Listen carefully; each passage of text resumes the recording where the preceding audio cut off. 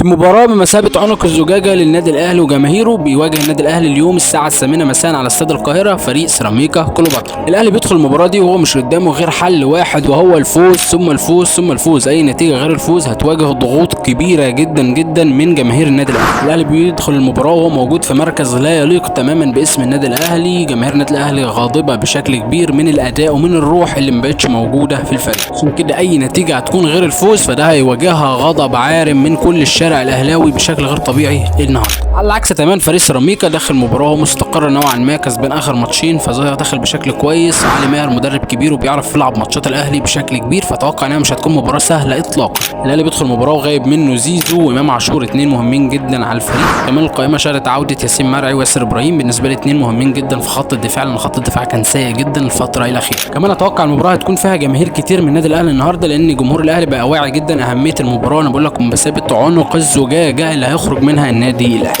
بالنسبه للتشكيل متوقع يكون الشناوي في حراسه المرمى، قدامهم بيكهام وياسين مرعي، ناحيه اليمين محمد هاني وكوكا ناحيه الشمال، وقدامهم مروان عطيه وديانج وبن رمضان، قدامهم بن شرقي وتريزيجيه وجراديشار، مع امكانيه تواجد محمد شريف مكان جراديشار او حسين الشحات مكان اشرف بن شرقي، ده برده ممكن يحتمل. ممكن كمان ينزل قفشه في نص ملعب كزياده وخروج واحد من ديانج ومروان عطيه. لو سالت لي على الراي الشخصي فانا اتمنى واحد بس من ديانج ومروان هو اللي يلعب، ويلعب قدامه بن رمضان وبن شرقي تحت المهاجم، ويلعب طبعا بجناحين تريزيجيه وحسين الشحات. ده رايي الشخصي اللي هيفرق جدا مع النادي الاهلي في الحته الهجوميه في الملعب. ما تنساش يا صديقي تقول لنا رايك في الكومنتات، شايف الاهلي يقدر يفوز النهارده ويخرج من عنق الزجاجه ولا هيستمر في نزيف النقاط؟ وما تنساش كمان تتوقع لنا نتيجه الماتش وتعمل لايك الفيديو واشتراك في القناه، وسلام.